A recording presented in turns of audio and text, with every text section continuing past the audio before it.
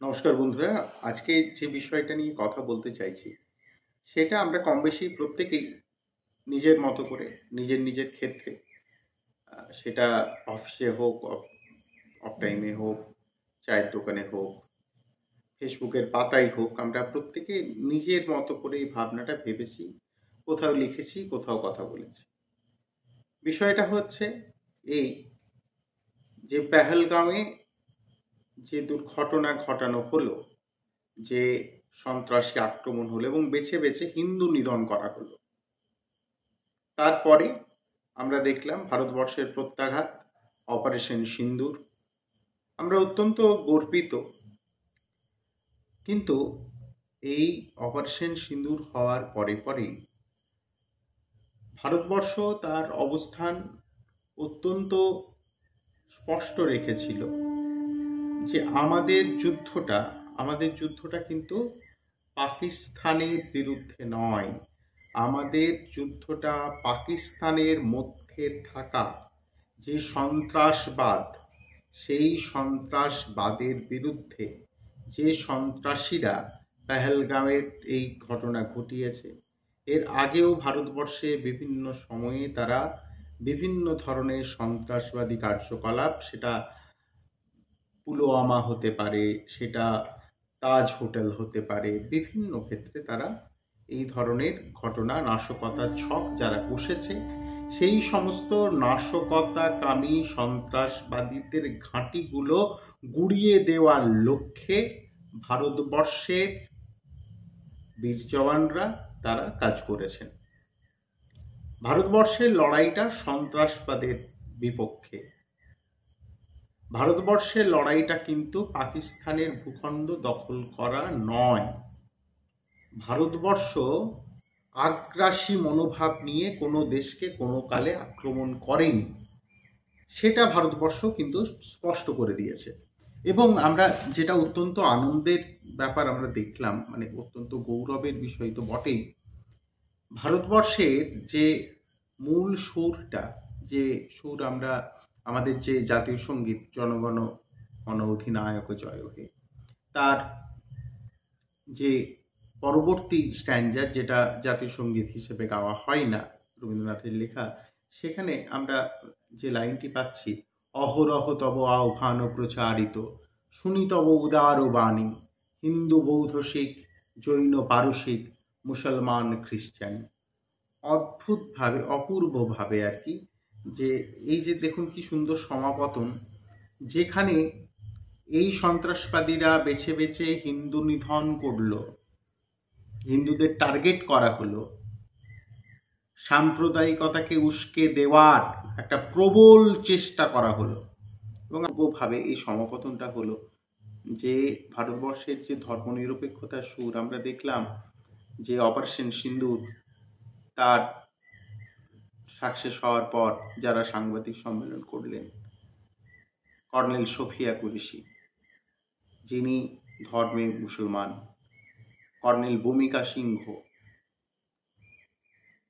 Chief wing commander, তিনি শিখ, মাঝে যিনি বসে আছেন তিনি হিন্দু।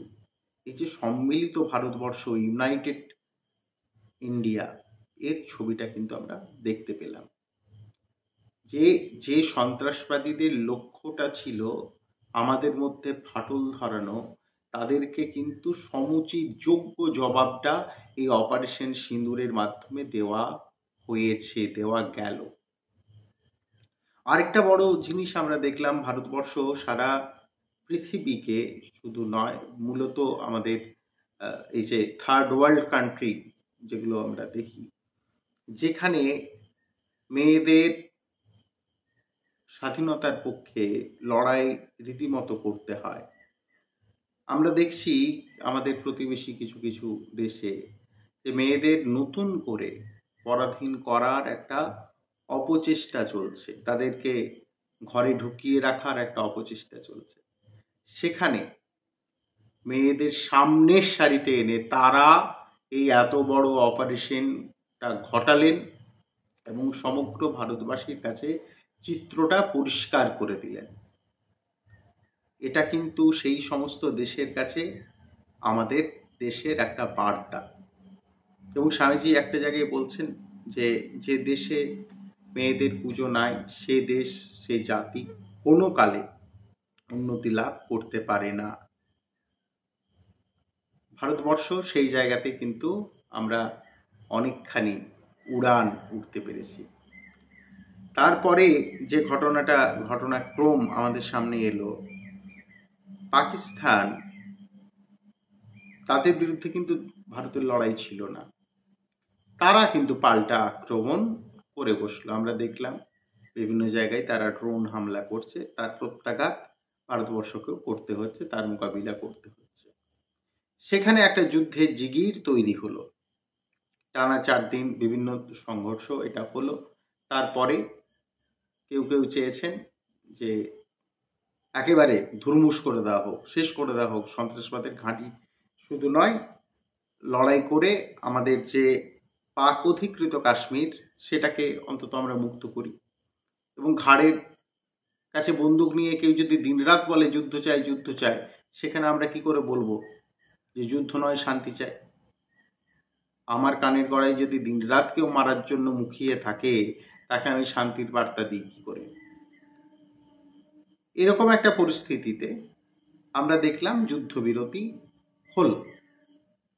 মাঝখান থেকে দেখলাম যে মার্কিন দাদা, যারা সারা পৃথিবীতে নিজেদের অর্থনৈতিক সাম্রাজ্যবাদ প্রতিষ্ঠা করতে চায়, সেই ডোনাল্ড ট্রাম্প তিনি ঘোষণা করলেন যে ভারত এবং পাকিস্তান তারা যুদ্ধবিরতি তিনি নাকি মধ্যস্থতা করেছেন ইত্যাদি ইত্যাদি। পরে ভারতবর্ষের পক্ষ থেকে জানানো হলো যে আমরা কোনো ট্রাম্পের কথাতে নয়, পাকিস্তান যুদ্ধবিরতি চেয়েছে, সরাসরি তারা জানিয়েছে এবং তার ফলশ্রুতি স্বরূপ আমরা যুদ্ধবিরতিতে যাচ্ছি। অনেকের মনে হলো যুদ্ধবিরতি কেন? এই কেনটার জন্যই এই আলোচনাটা, যে ভারতবর্ষ যদি যুদ্ধ করত তাহলে কি হতো? খুব স্বাভাবিকভাবে আমাদেরও প্রচুর সম্পদের নষ্ট হতো, প্রচুর সম্পদ এটা কিন্তু নষ্ট হতো। কি হতো? আমাদের যে অর্থনীতি সে যেভাবে তার উত্তরণ করছে সেটার কিন্তু অবনমন হতো। এটা হতোই, কারণ যুদ্ধ হলে এটা হবে, এটা খুব অবশ্যম্ভাবী ব্যাপার। এখন বিষয় হচ্ছে যে দেশের সাথে আমাদের যুদ্ধ, আমাদের মানভূমের ভাষায় একটা কথা আছে যে নিদ লিবে নো ভুখ লিবে, মানে সে তো এমনিই ভিখারি, তার তুমি ঘুমটা নেবে না তার খিদেটা নেবে। সে দেশের লোক তো এমনি স্বচ্ছন্দে বাঁচতে পারে না। মিমের চিনি হায়দ্রাবাদের এমপি ওয়াসাদ্দিন ওয়াসি, তিনি কিন্তু খুব সুন্দর বললেন, বিভিন্ন জনসভায় তিনি এখনো বলছেন যে আমাদের সৌভাগ্য যে আমাদের পূর্বজ যারা তারা পাকিস্তানে চলে যায়নি, তাহলে পাকিস্তানে গেলে এদের পাল্লায় আমাদের পড়তে হতো। কারণ আমাদের এটা তো অস্বীকার করার জায়গা নেই যে ধর্মের ভিত্তিতে আমাদের দেশটা ভাগ হয়েছিল, তখন অনেক মানুষ এদিক থেকে ওদিক গেছে। তিনি বলছেন ভাগ্যিস আমাদের পূর্বজরা যাননি। আরও বলছেন যে পাকিস্তানের মুসলমানদের চেয়ে ভারতবর্ষের মুসলমানরা অনেকখানি সুখে থাকে। এবং আরেকটা বড় ব্যাপার আমরা দেখলাম যে আমাদের এই যে আমরা যখন স্কুলে পড়তাম তখন লেখা হতো বৈচিত্র্যের মধ্যে ঐক্য, এটা নিয়ে আমাদের উত্তর লেখা হতো। তো সেই বৈচিত্র্যের মধ্যে ঐক্য আমরা দেখলাম যে পারস্পরিক রাজনৈতিক যা সংঘর্ষ, যা মতবিরোধ যাই থাকুক না কেন, দেশের প্রশ্নে কিন্তু আমাদের দেশের প্রতিটি রাজনৈতিক দল তারা কাঁধে কাঁধ মিলিয়ে সুরে সুর মিলিয়ে একই কথা বলেছেন এবং বলছেন। সেটা কংগ্রেস হতে পারে, সেটা তৃণমূল কংগ্রেস হতে পারে, বিজেপি তো বর্তমানে শাসক দল, সেটা বাম হতে পারে, রাম হতে পারে, যেই হোক না কেন, তারা কিন্তু প্রত্যেকে একই সুরে যে এই মুহূর্তে আমরা ভারতীয়, সেই ভারতীয় মনোভাবটাকে তারা সারা বিশ্বের সামনে তুলে ধরছেন। এই মুহূর্তে আমাদের দেশের বিভিন্ন এমপি তারা পৃথিবীর বিভিন্ন দেশে গিয়ে ভারতবর্ষের এই যে অবস্থান এবং পাকিস্তানের যে সন্ত্রাসবাদকে মদদ দেওয়ার এবং সন্ত্রাসবাদকে যে লালন করছে, এই বিষয়ে আমাদের সাংসদরা তারা এটাও বিষয় যে শাসক দলের সাংসদ শুধু নন, আমাদের দেশের সাংসদ, মানে সমস্ত রাজনৈতিক দল থেকে যারা ভালো বক্তা, যারা ভালো বোঝাতে পারেন, সেই সমস্ত মানুষদের একত্রিত করে, সেই সমস্ত সাংসদদের একত্রিত করে তারা কিন্তু দেশের কথাকে বিদেশে পৌঁছে দিচ্ছেন। এবার কেন সংঘর্ষ বিরতি হলো, সংঘর্ষ বিরতি হওয়াতে আমাদের কি লাভ হলো, সেটা একটু আগে দেখছিলাম একটা খবরের কাগজে, যে ভারতবর্ষ এই মুহূর্তে দাঁড়িয়ে চতুর্থ অর্থনৈতিক শক্তি হিসেবে কিন্তু আত্মপ্রকাশ করতে পেরেছে। জাপানকেও আমরা পিছনে ফেলতে পেরেছি। আমাদের লক্ষ্য চতুর্থ থেকে তৃতীয়, তৃতীয় থেকে দ্বিতীয়, তার সে প্রথম, সেটা হতে কত বছর লাগবে আমরা জানি না, কিন্তু এই মুহূর্তে দাঁড়িয়ে আমরা কিন্তু চতুর্থ অর্থনৈতিক শক্তি। আমাদের উন্নতিটা, আমাদের এই উড়ানটা আমাদের দেশের যারা শাসন করেন তারা কিন্তু সেই যে স্বপ্ন দেখান, সেখানে আমাদের উড়ান কিন্তু উড়ছে।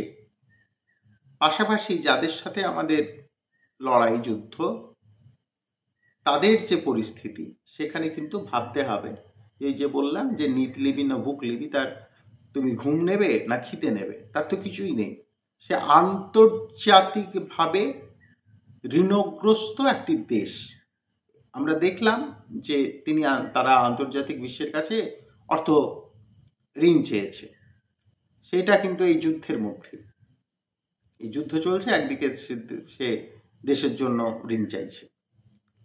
তাহলে তাদের সাথে লড়াই করে আমাদের যে এই উড়ানটা ব্যাহত হতো, সেখান থেকে কিন্তু আমরা অনেকখানি নিজেদের ঠিক রাখতে পারলাম।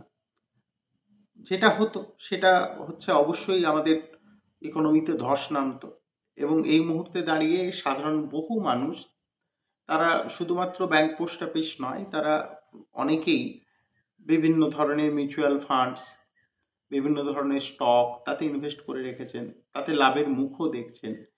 এক ধাক্কায় শেয়ার বাজারটা পড়ে যেত, তাতে করে ক্ষতিটা কিন্তু আমাদের দেশের এই সাধারণ জনগণ, যারা তাদের সঞ্চিত অর্থ দিয়ে নিজেদের সামর্থ্যটাকে বাড়ানোর একটা চেষ্টা তারা করছেন, তাদের ক্ষতি হতো সবচেয়ে বেশি। আজকে যুদ্ধ পরিস্থিতি আটকে দিতে পারার মধ্যে দিয়ে আমরা কোথাও গিয়ে এই জায়গা থেকে খানিকটা কিন্তু রিলিফ পাচ্ছি। যদিও যেটা মূল সমস্যার জায়গা, সেটা হচ্ছে আমাদের যাদের সাথে যুদ্ধ, যারা আমাদের প্রতিবেশী, তারা কিন্তু বড় ভয়ঙ্কর লোক। ভয়ঙ্কর লোক ওই আর কি, যে খেয়ে দেয়ে কাজ নেই, শুধু ওই কি করে কাটি করব, এটা হচ্ছে তাদের চিন্তা ভাবনা। যে কোনো সময় যে কোনো পরিস্থিতিতে তারা যুদ্ধ করতে চায়, আর তারা সন্ত্রাসবাদকে মদত দিতে চায়। কাজে আমাদের এই যে স্থিতাবস্থা, সেটা কতদিন আমরা এই স্থিতাবস্থার মধ্যে থাকতে পারবো সেটাও কিন্তু আমরা জানি না। তবে যুদ্ধটা, যে সংঘর্ষ বিরতিটা যে আমাদের দেশের পক্ষে অত্যন্ত ভালো হয়েছে, এটা কিন্তু বলার অপেক্ষা রাখে না। কিন্তু তার মানে এই নয় যে আমাদের দেশ, তারা সন্ত্রাসবাদের বিরুদ্ধে তাদের লড়াইটাকে বন্ধ রেখেছে। আমাদের সরকার কিন্তু এই কথাই বলছে যে সংঘর্ষ বিরতি বা অপারেশন সিন্দুর, সেখান থেকেও কিন্তু ব্রেক নেওয়া হয়েছে, স্টপ হয়নি। ভারতবর্ষ কিন্তু প্রত্যাঘাত করতে জানে, সেটা কিন্তু সেই অপারেশন সিন্দুর তার সবচেয়ে বড় প্রমাণ। এবং ভারতবর্ষকে আক্রমণ করার যে চেষ্টা, সেটা কিন্তু 4 দিন ধরেই ভারতবর্ষ চরমভাবে যারা আক্রমণকারী তাদের বিফল করেছে। তারা কিন্তু সাফল্যের মুখ মোটেও দেখতে পায়নি, একটা ক্ষেত্রেও তারা সফল হতে পারেনি। তারা যা যা চেষ্টা করেছে, সমস্ত চেষ্টাকে কিন্তু ভারতের সেনাবাহিনী, তার প্রযুক্তি, তারা কিন্তু নস্যাৎ করে দিয়েছে। ভারতবর্ষের সাথে লড়াই করতে গেলে কিন্তু তাদের ভাবতে হবে। আর এই মুহূর্তে দাঁড়িয়ে আমাদের দেশের সাংসদরা তারা বিভিন্ন দেশে গিয়ে আন্তর্জাতিক ক্ষেত্রে পাকিস্তানের এই যে অপচেষ্টা সেটার মুখোশ কিন্তু তারা টেনে খুলে দিচ্ছেন, যাতে করে এই দেশ অন্য জায়গা থেকে কোনো ধরনের সমর্থন তারা কিন্তু পাবে না। এটা কিন্তু আমরা নিশ্চিতভাবেই ভেবে নিতে পারি যে বিভিন্নভাবে যে তারা সমর্থন পাবে অন্য কোনো দেশ থেকে, এটার সম্ভাবনা কিন্তু নেই। কারণ আমাদের যারা রাষ্ট্রনেতা তারা কিন্তু সেই চেষ্টা করছেন এবং তারা অত্যন্ত সফলভাবে করছেন। যে যে দেশে আমাদের দেশের ডেলিগেশন যাচ্ছে, আমরা যেটুকু খবরে দেখি তাতে করে কিন্তু সেই সমস্ত দেশ আমাদের দেশের ক্ষেত্রে ইতিবাচক ভূমিকাই গ্রহণ করছে বলে আমাদের মনে হয়। এই মুহূর্তে দাঁড়িয়ে এইটাই আজকের আলোচনা ছিল যে এই সংঘর্ষ বিরতিটা হওয়াতে আখেরে আমাদের লাভটা কি। আখেরে লাভ কিন্তু সবচেয়ে বড় লাভ এটাই, ক্ষয়ক্ষতি, মৃত্যু, শহীদ হওয়া এগুলো তো আছেই। যেটা আমাদের লাভ, সবচেয়ে বড় লাভ, সেটা হচ্ছে সাধারণ মানুষের যে অর্থনৈতিক সমৃদ্ধির যে চাওয়া, সেই চাওয়াটা কিন্তু আমাদের এই মুহূর্তে দাঁড়িয়ে বলবৎ থাকছে। এটা হচ্ছে সাধারণ মানুষ হিসেবে আমাদের লাভ। আর রাষ্ট্রীয় হিসেবে তো অবশ্যই যে এই সাধারণ মানুষ নিয়েই তো আমাদের রাষ্ট্র। আমরা কেউ চাই না যুদ্ধ হোক, প্রত্যেকেই শান্তি চায়। ওইটাও কথা যে কানের গড়াই যদি কেউ দিনরাত যুদ্ধ করে, তার সাথে যুদ্ধ না করে যাওয়ার তো উপায় আমাদেরও থাকে না। সেই মহাভারতের সেই অংশটা আপনারা কল্পনা করুন, যেখানে অর্জুন কিন্তু যুদ্ধ করতে চাইছে না, কিন্তু সম্মুখ সমরে যেখানে আমি যুদ্ধ না করলে আমাকে মারার জন্য 1000টা লোক রেডি আছে, সেখানে আত্মরক্ষার জন্য যুদ্ধ করতে হয়। আজ এই পর্যন্তই, পরে আবার কোনো আলোচনা নিয়ে আপনাদের সঙ্গে দেখা হবে। আপনাদের কি মতামত অবশ্যই কমেন্টে লিখবেন, আর ভালো লাগলে লাইক দেবেন, সঙ্গে থাকুন। নমস্কার।